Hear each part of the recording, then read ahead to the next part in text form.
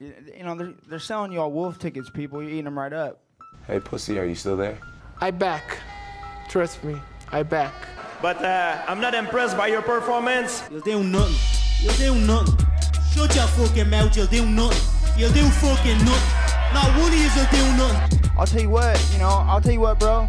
I was out there, I was fighting all the hitters, bro. You ain't fought no hitters.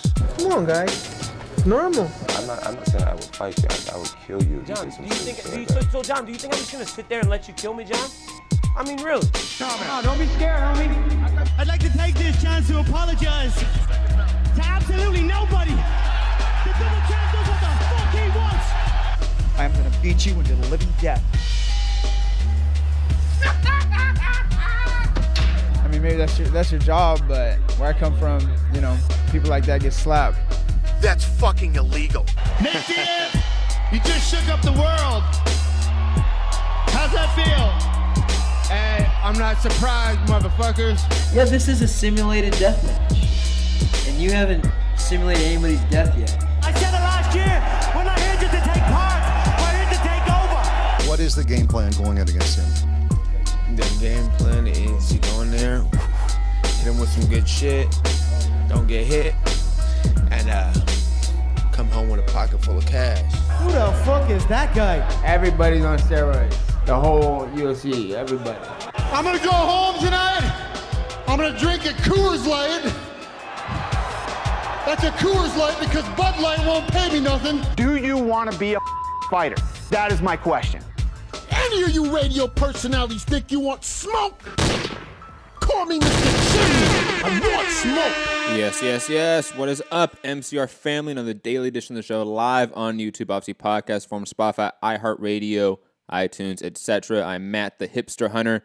If you want to call in, discuss all of the topics today, like Canelo, Rocky Fielding, no rematch clause, rehydration clause, Amir Khan versus Kell Brook, seemingly almost done, and also a rehydration clause attached to that one as well, plus other fight announcements, Guillermo Rigondeaux being signed, Al Haymon, plus obviously a ton of UFC and MMA news as well that we did not get to yesterday because we just went on and on with a bunch of great callers, and of course, Robbie Hearns joined us with the little UK hour reunion, so that took a lot of time as usual, and plus obviously the news of UFC backing out of a $400 million investment from Saudi Arabia, obviously due to the Jamal Khashoggi killing and torture by Saudi Arabia. Definitely going to delve into that sort of controversial topic a little bit. And you know me, the hipster Matt. He's a little bit, I'm not going to say radical, but I have a different perspective than most people, I think.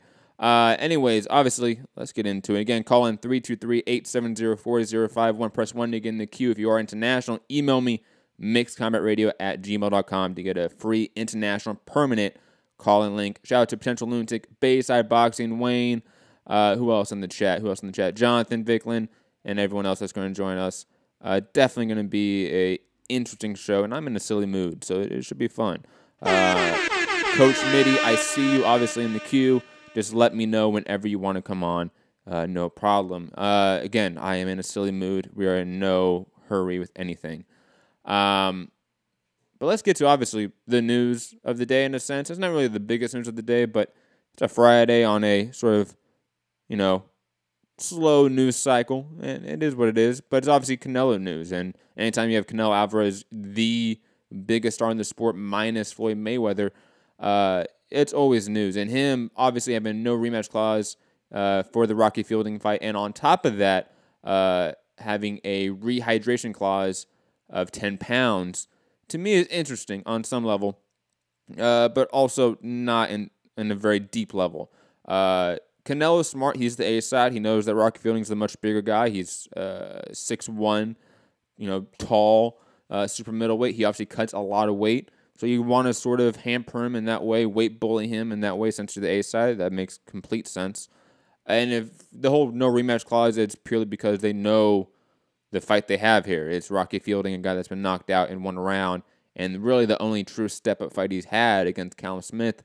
And let's be honest here, Canelo is far more accurate. I think his combination work is far better than Callum Smith as well. So it should be a relatively easy fight for Canelo here in a tune-up sort of, give a freebie for the zone here. And then on top of that, the 10-fight contract, obviously, for $365 million. Again, not a deep topic, but again, it is news. Anytime you have one of the big stars in the sport in the headlines, it is always worth discussing. Moving on to still UK and still rehydration clause. Amir Khan and obviously Kell Brook are pretty much set in stone, or I mean, at least the fight is. I'm just waiting for that announcement. I think everyone is of that mindset as well, that Amir Khan and Kell Brook have now agreed to wait. They've agreed to the rehydration clause, it seems. So what's the holdup? And plus, now with Manny Pacquiao not going to the zone, not going to the Amir Khan route, it's pretty obvious here that this is the fight to make and really the only realistic one to have. Amir Khan's had his 2 tune-ups. He has not looked potentially great in his last one, but he still had his 2 tune-ups. It's time for a tough fight. It's time for a bigger fight. I also believe he only signed for a 3-fight contract with Eddie Hearn. This is the 3rd fight of the contract. So it makes complete sense if you're Eddie Hearn, if you're Amir Khan, if you are Kell Brook, to sort of push for this fight right now. And on top of this, interesting news today, Kell Brook, by way of World Boxing News, wrong news there, my bad. Where is it? Oh, I may have deleted it out of the talk. But anyways, Kell Brook left his trainer, Dominic Ingle, which, I'm not entirely surprised. I'm not entirely impressed by Dominic Ingle, to be quite honest. So, and plus, Kell Brook has never seemed attached to a team or a coach. He's never seemed like that guy, like Anthony Joshua over there, who obviously has a very deep relationship with his coach and manager. I don't see that with Kell Brook at all. So I'm not surprised he's moving around and sort of trying to figure out this fight and what it's going to do for him. But let's get to the other news of the day. Oh, no, Mitty wants to come in because obviously Mitty from the UK. Mitty, want to talk about these 2 UK topics in a way? Yo, yeah. So, how you doing, Matt? First of all, I'm doing good. Cool. And very quickly, man, Kell Brook, that's very surprising news, man. Like, so I know you just said maybe that's what it looks like to you, that is not attached to Ingle, but man, he grew up in that gym. Like, that has been with them forever from the very beginning, right? So he grew up there, and I don't know how that news, it escaped me completely, but I'm shocked. I just heard it from you now, and him not being with like the Ingles and splitting with them, it's like wow. But I mean, I can understand why, you're not maybe impressed with Dominic Ingle, but like he's a big name in the UK, more like what his dad built with like the Winklebank gym in Sheffield, but I don't know. I'm shocked. Do you know who Kelly is going to? Hold on 1 second, Mitty. Let me find the name. I'm pulling it up right now. As I'm reading the article, a guy named Feeks, Fewkes, John Feeks. Wow, no idea, man. Like so, he is from Sheffield. He retired in 2014 following a 25-fight career. Yes, that's really all I have. Like I'm just like, it's just like a very, very, very bizarre and surprising move. Like it's someone like who's only known one kind of like trainer, like obviously not just Dominic, but just like the whole family, right? So and one gym. It's a bit like saying that Kell Brook is just leaving Matchroom. That will be the next announcement. That will just be shocking, right? So he's been built by Matchroom and all that. So that's why I wanted to jump in, man. So you caught me by surprise there. But correct me if I'm wrong, Mitty. Didn't Kell Brook train at a time with the McGuigans? Not necessarily for a camp. I think he's gone and sparred there at times. Yeah, probably. I mean, sparring, you'll just like, move around, right? So Yeah, I've he seen would him have do that a sparred. lot. I've seen him move around quite a bit, spar other guys. So that's why Yeah, I but say I've never seen him truly attached to Dominic Ingle in the same way I've seen other no, fighters attached to trainers. he's super attached to him, man. Like, so it's like family, man. Like, so like if think about it, you just walk into a gym. I don't know. I'm making up the age there, but I suppose like as like a teenage boy, and then not just any gym, right? So that Sheffield gym is like a legendary gym with a legendary trainer, like. And and the whole family, right? So and they produce like champions like the Nassim Hamed and like your boy, you know, Hamed there. Like so, it's never really just moved from there, and that's really like almost like a family bond that you kind of breaking. So that's why I'm just like really shocked. And I don't think that if I'm thinking about it now, I probably don't think that it's because of a rift or something like that. It's probably more because of what has happened with like the death of Dominic's dad, right? So maybe it's not really. It doesn't. I don't know. I'm just speculating, but I'm just thinking that maybe Dominic Ingle and doesn't have like his head fully focused in boxing or whatever. I don't know, right? So and maybe that's why Kelly's just making some adjustment there, but it's very surprising, man. Yeah, it is. There's definitely no reason that's been given out right now, obviously. I'll be shocked if it just like if you start hearing there's a feud or something like that. Like, I'll be really really shocked. Even if that's the case, I think they'll keep it on the wrap because they have loads of respect, and as I said, it's just like a dad's. Is a bit like a dad to Kell, right? And it literally grew up in that gym. So yeah. Interesting. Well, thank you, Mitty. Anything else you want to say? No, that's it. Like, just carry on that. I just wanted to know if you knew who his trainer is, and Yes. I actually don't know who the trainer that you mentioned is, and but since he's a Sheffield-based guy, maybe he's even like training in the same gym. Who knows? And but yeah. Cool, It man. says in the article, World Boxing News, go check out their piece by Phil J. It says that in another move, Brook is considering trialing a partnership with former boxer and friend John Fakes. So apparently they're friends, and since he retired only a few years ago, only about 4 years ago, I would assume that you're probably right. They probably trained together at a time, both Sheffield guys. They probably go back quite a bit. Yeah, I mean that would make sense. But now you know what? I'm even happier, man. Khan is gonna whoop that boy, man. Get out of here, Mitty. Get out of here. Khan struggled with Samuel Vargas. Struggled. Okay, Samuel fucking Vargas. Nah. Even a weight drain Kell Brook is gonna put him out of there within 6 rounds. And Mitty, get some headphones or get off speakerphone because that shit is annoying me with the feedback. But anyways, if anyone else wants to call in, of course, 323-870-4051. If you want to call in internationally, email me, mixedcombatradio@gmail.com for a free international permanent call-in link. And also, if you already have that link, I see Hamed in the chat. That link is permanent, so you can always go back to it in your email and access the show. And, of course, get your points off and debate what the topics are. Digressing to the news of the day and switching topics, Guillermo Rigondeaux. This is one that was rumored and then confirmed by his manager, Luis de Cubas Jr. Al Haymon signing Guillermo Rigondeaux.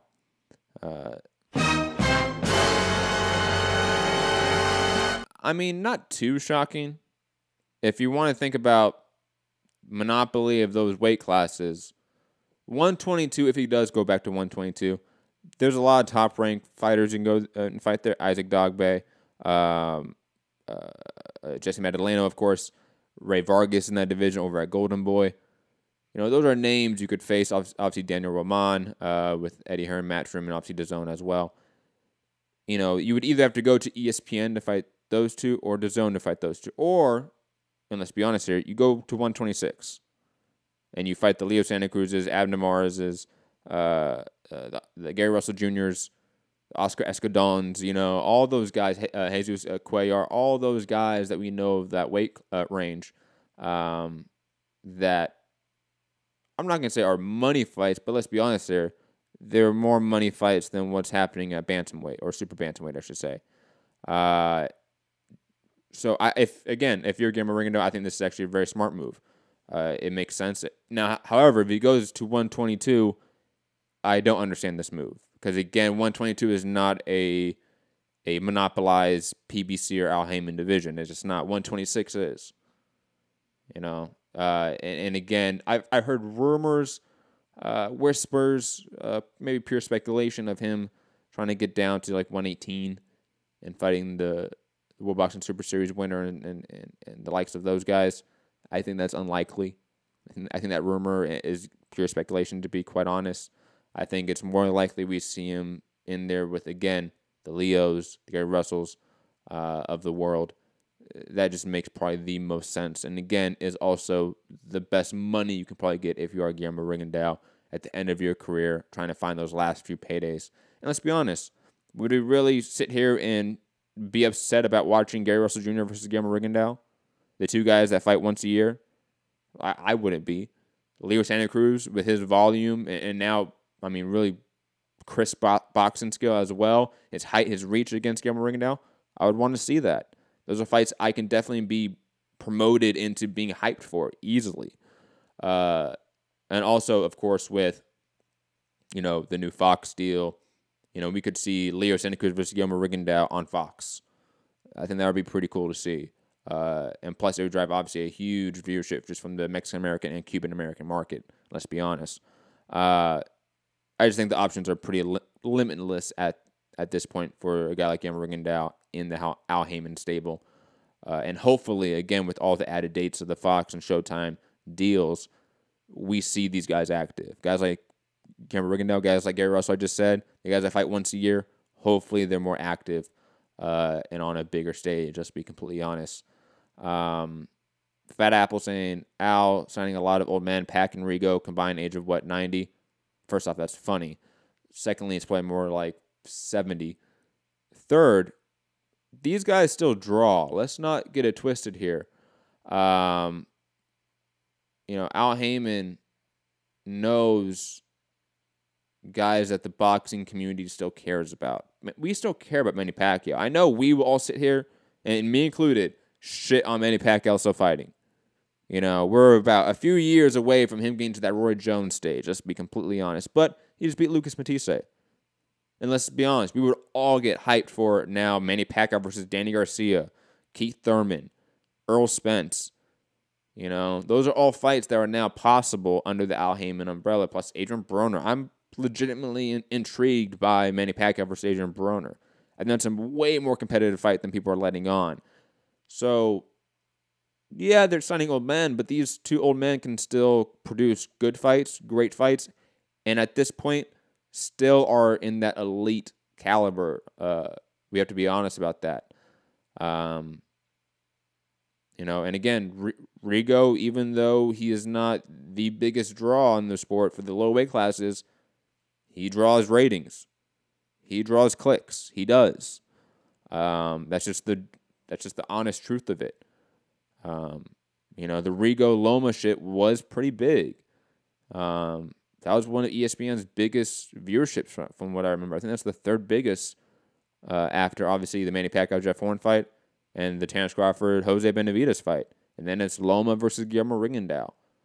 I remember working at TBV and the videos we did being in camp with Guillermo Rigondeaux did pretty good viewership, or ratings or views. It didn't do amazing, didn't do AJ numbers, didn't do Canelo numbers, but a natural 122-pounder doesn't do those numbers.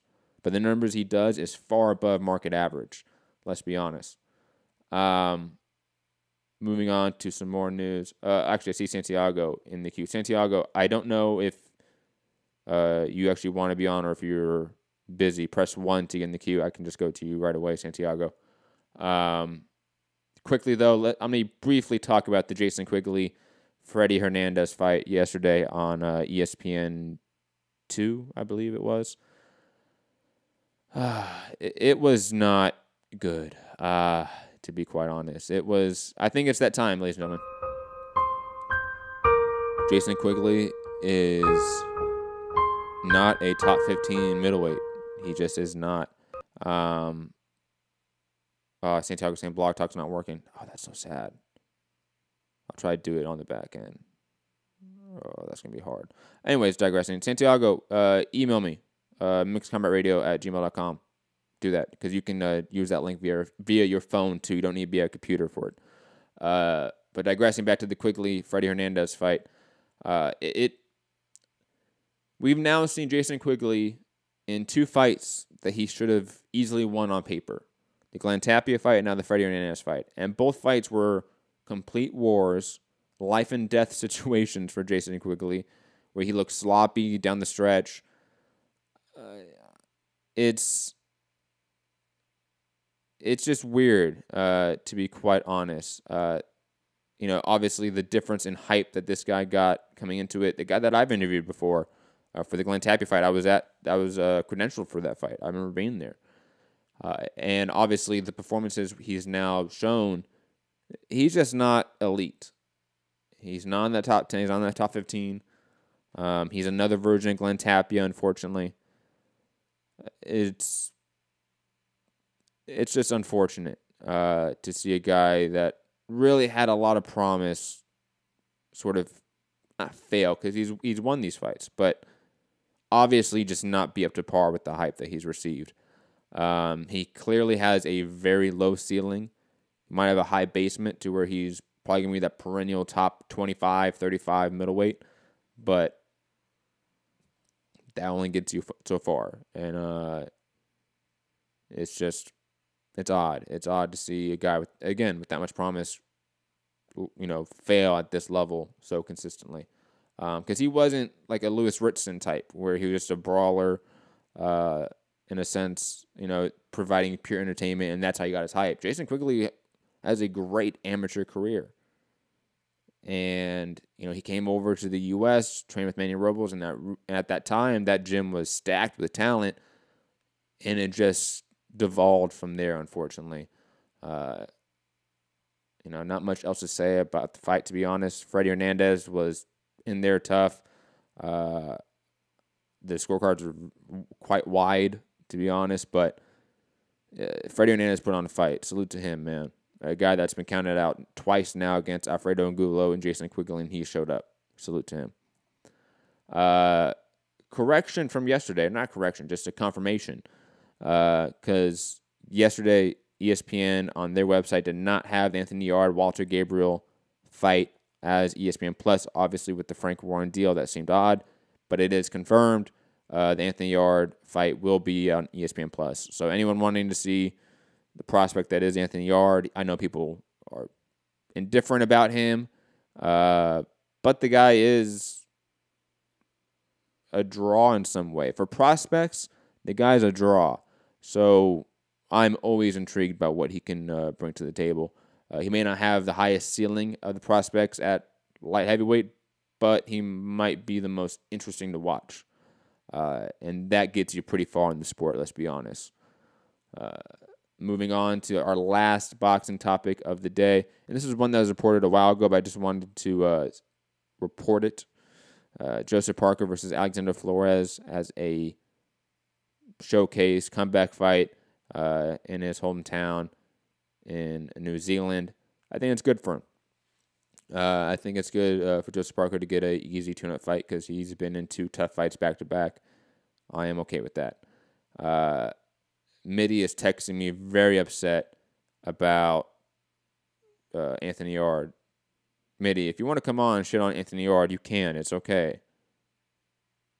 No? Cat got your tongue? Okay, Mitty. Moving Hello? up. Hello?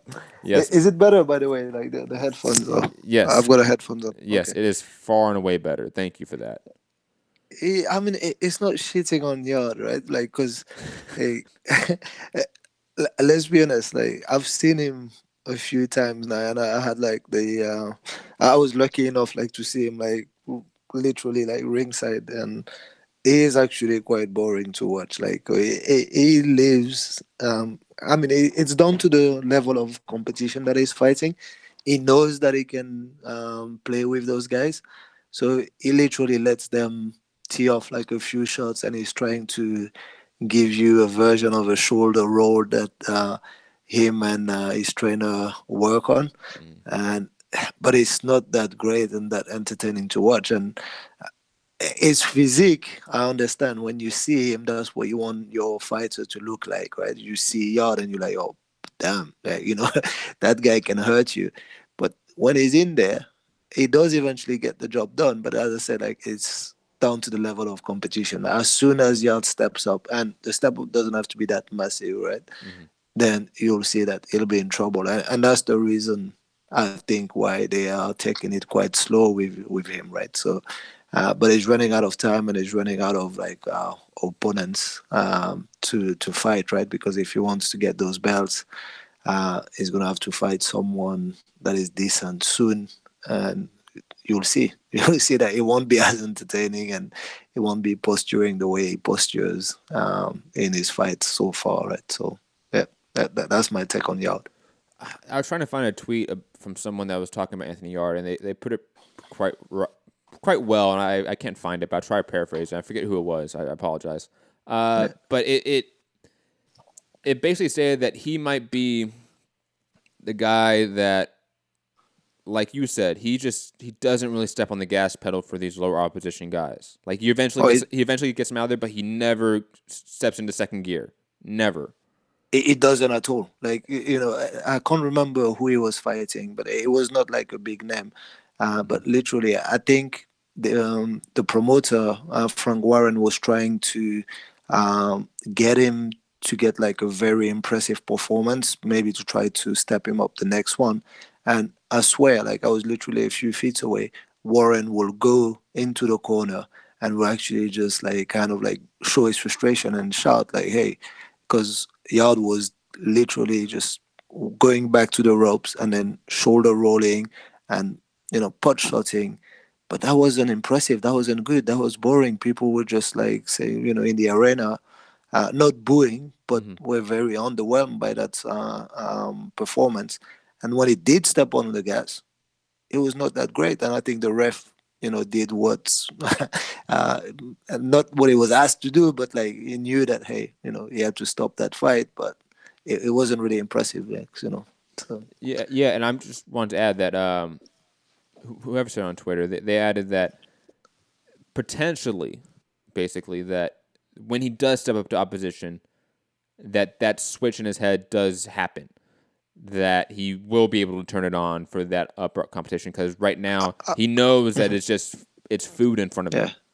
I hope so. I hope so for him, and and for us actually, for the boxing fan. I'd love to be wrong, because you can't shit on a man. Like I like his career path. He's not someone who started boxing young.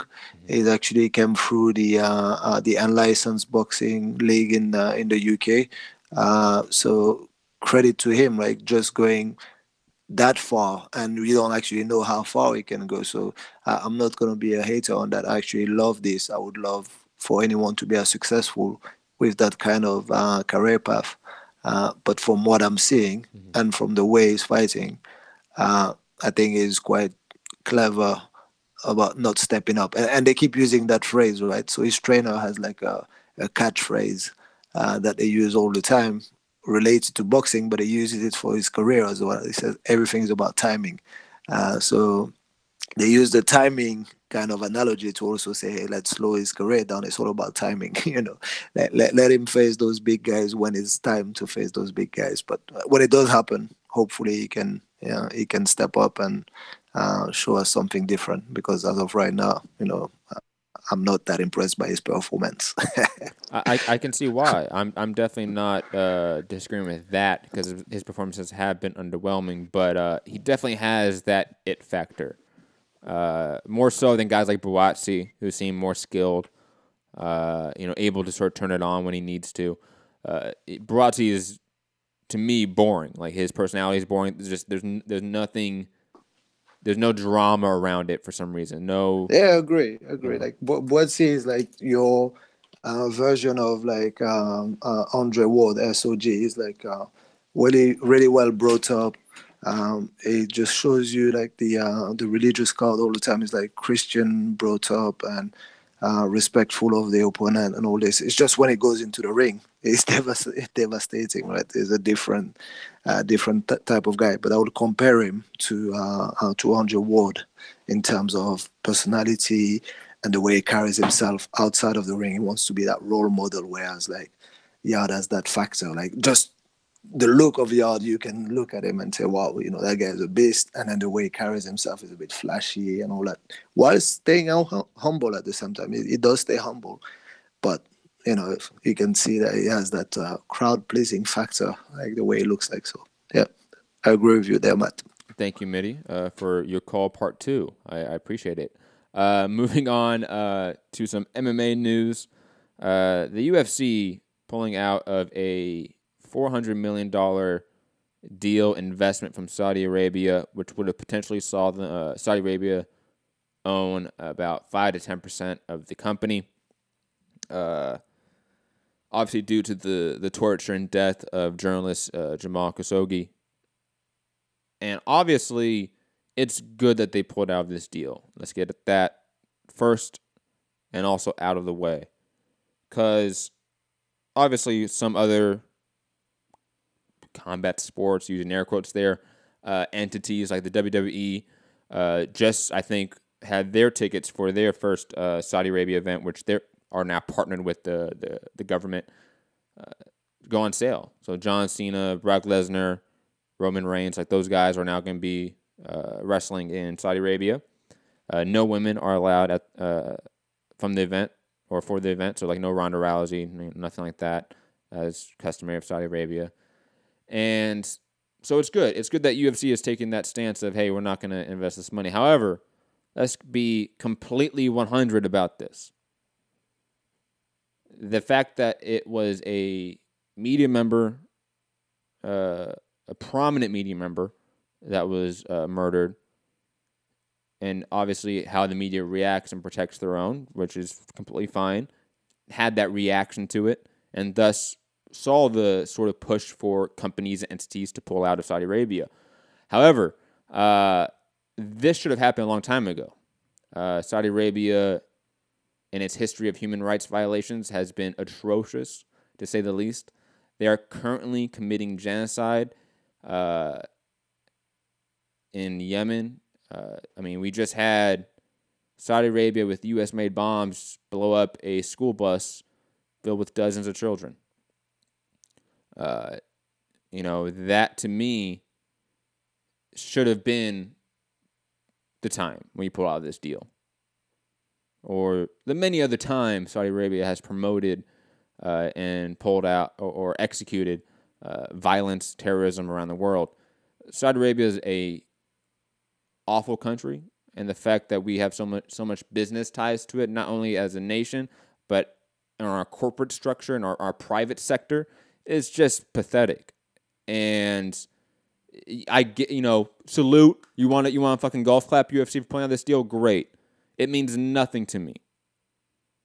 It's only important now because everyone in the media is talking about it because a media member died. But most of the media was not talking about Yemen. Wasn't talking about the dozens of kids being killed, the thousands of people being starved to death. We don't talk about that. Why? Because it doesn't hurt our bottom line. It doesn't. Every mainstream media organization shitting on entities because of the Jamal Khashoggi situation, which again is tragic, was the reason. It hurt their bottom line. Plain and simple. It's Bayside, that is funny. I will admit. Bayside, usually the troll in the chat, I will admit you are very this is a good one, saying, how does the UFC have higher morals than the United States government? God fucking knows. We just had, again, to bring it more back to boxing, I know a lot of people listening to this watch it because of my boxing analysis, and I get that. We just had World Boxing Super Series put George Groves versus Callum Smith in Jeddah, Saudi Arabia. How much did the boxing media care about it? Really? I saw some, but how much really? How many media members really pressure them? Why didn't IFL TV, a huge channel, say, you know what, we're not going to Saudi Arabia because of their issues with Yemen, their vast list of human rights violations? No, IFL didn't do that, obviously. These big channels didn't do that. You know, I'm curious if we had the World Boxing Super Series now in Jeddah, would media members in boxing still support it? I'm curious. You know, do we care now because it's one of our own? Why don't we care when little kids in Yemen are dying and being bombed to death by Saudi Arabia armed by U.S. bombs? Let's be completely 100 about it. So, again, golf clap to the UFC here. Way to go, bud. You want a pat on the back for not selling out to terrorists and a genocidal government because they killed a media member. You know, in your equation, the genocide in Yemen had nothing to do with it. We see how it is. Again, bottom line. You know, we live in a very capitalistic world, and that is what will always affect change. Does it affect my bottom line? And now it does. I really have nothing else to say about it other than, like, fuck Saudi Arabia. Like, let's be honest. The WWE, for still being in bed with them, shame on them completely. God knows what the relationship is with World Boxing Super Series. We have no idea. But shame on them. Really. I know even me included, we big up World Boxing Super Series because they do a lot of good things. But being in bed with Saudi Arabia is fucking unexcusable. It is. It 100% is. And it is on us, the media, in boxing. Because really, the fans, I think, are kind of clued in on this. I think most of us are. Let's be honest. Because everyone in the chat is basically in agreement with me. Like, everyone knows this stuff. Everyone's adding actually really good points in the chat about the genocide in Yemen and how mainstream media doesn't cover it. You're all absolutely fucking right. God, I got something in my eye. God damn it. Hold on. 1 second. There we go. God. I don't just hate when that happens. Digressing back to shitting on combat sports. Just sports overall. But remember how many times we've heard about Manny Pacquiao having Saudi Arabian fights and stuff like that? Like, we know the game. Like, we know what it is. God, maybe Mitty can correct me, but wasn't Amir Khan's last fight in Saudi Arabia? Am I imagining that? Or was it just talked about? It was talked about alien fights in Saudi Arabia. Thank you, Mitty. Thank you. Thank you for clarifying. You can go now. But it's just, again, I can only have so much praise for the UFC here or for the World Boxing Super Series or whatever entity that we're talking about here because they're all in bed with it. It's all bullshit. And it's just, it's a shame of the things that cause us to outrage. It's a shame that this was the final straw for the UFC to pull out of this deal. You know? Why wasn't so many other things before it? And again, we can take it on such a bigger topic. Like, again, like, you know, Bayside said, the UFC has higher morals than the United States government. That's a completely gigantic can of worms that I can go on and on about. But it's the truth. It is what it is. And it's on us, the media, to keep pushing this issue. And those in the media, like Thomas Friedman over at New York Times, who can go fuck himself, can take his Saudi Arabian apologist bullshit and shove it up his ass, and they can move on. You know, ostracize the people that are excusing this bullshit. Speaking of shit that is not bullshit, though, Megan Anderson versus Cat Zingano. Oh, well, not what I wanted to pan to. There we go. Megan Anderson versus Cat Zingano announced for UFC 232. I love this fight. It's obviously going to be the, what's the term? Alternate fight, in a sense, for the Amanda Nunes and Chris Cyborg fight. You know, if one of those fighters fall out, we can see potentially Megan Anderson or Cat Zingano be moved up to that main event status. And plus, it's just a good fight at 145 pounds. Cat Zingano moving up, Megan Anderson trying to sort of bounce back from the Holly Holm fight. Though this is a huge style matchup, and not in her favor in terms of Megan Anderson, Cat Zingano should, in theory, on paper, come out here and pretty much dominate in terms of the wrestling department. However, I am still intrigued by this fight, even though Cat Zingano has me blocked on Twitter when she said that people can't talk about MMA if they haven't done it, which I thought was laughable. And I said that as much, and then she blocked me. But shit happens. But still, salute to Cat Zingano and Megan Anderson. Great fight for the women's featherweight division. Moving on to some more fight announcements. Alistair Overeem, the Reem, most likely to fight debuting Sergey Pavlich, a top prospect outside the UFC. And really, in terms of the heavyweight division, we always need more prospects. So, I mean, I'm always happy to see new guys like Sergey Pavlich fighting guys like Alistair Overeem in his debut. Oh, God. Hyped. I'm hyped for that. That is for sure. Fat Apple saying, Matt, is Khabib in your pound-for-pound UFC list? Yeah, probably. I haven't really thought about it, to be quite honest, because pound-for-pound sucks. But, yeah, he's probably in that list, especially after beating Conor McGregor. Yeah, he's in that top 10 for sure. Probably maybe in the top 5 too. And I have to really think about that. Moving on though, speaking of Khabib, actually, great segue. His teammate Zabura Tuguev, who was supposed to fight Artem Lobov, obviously Artem Lobov, teammates of Conor McGregor and best friends of him, BFFs for life. And Zabura Tuguev being BFFs for life with Khabib, and seemingly not official though, being fired from the UFC though. That again, not official, especially with Khabib's threat of leaving the UFC as well if Tuguev is fired from the UFC. But Michael Johnson coming in and fighting Artem Lobov on short notice at UFC Moncton, I think that's great. Mainly because I don't think Artem Lobov is that good. And Michael Johnson needs a tune-up, and this will be it. I'm glad Michael Johnson's getting another chance to fight in the UFC after, having a pretty tough losing streak. But the guy is still class. The guy still is the one that knocked out Dustin Poirier not that long ago in vicious fashion. So I'm hyped on this fight. Plus, it's good. It should be a good, MMA striking affair while it lasts. So I'm completely okay with this matchup, and Tuguev should face some sort of ramifications for what he did. Let's be completely honest. Caitlin Shigoin versus Jessica Ai announced for UFC 231.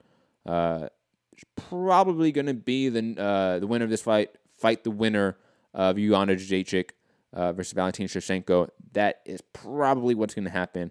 I think the UFC is going to screw over Sijara Eubanks again, which I really can't blame. For the winner of Caitlin Shigoin versus Jessica Ai, it makes probably the most sense, to be quite honest. And, ladies and gentlemen, that is it for the show. Be back tomorrow for like a quasi-immediate reaction of all of the weekend's fights. I don't know when that show would be. Whenever the last fight card is over on the weekend, I will come in and do a show. So it won't be, immediate reactions per event tomorrow because there's a lot of, smaller events. Moreta versus Brandt, Yard versus whoever he's fighting. I forget the name. What else do we have? We have obviously Demetrius Andrade, Walter Kaczynski fight. All the fights this weekend. None of them really big enough for live fight chats, to be quite honest. And definitely gonna do something though after them all. Shout out to everyone in the chat. Main event Mark, Potential Lunatic, Jonathan, both Jonathans, Vicklin and Finch, Bayside, Fat Apples, Joe Lopez. Who else? Boxing Blunts, Coach Mitty, obviously for calling in. Potential Lunatic, Main Event Mark, Unbiased Boxing, and of course everyone else that listens to the show. I hope everyone has a great day and a great weekend. Enjoy the fights. Stay safe out there. Peace.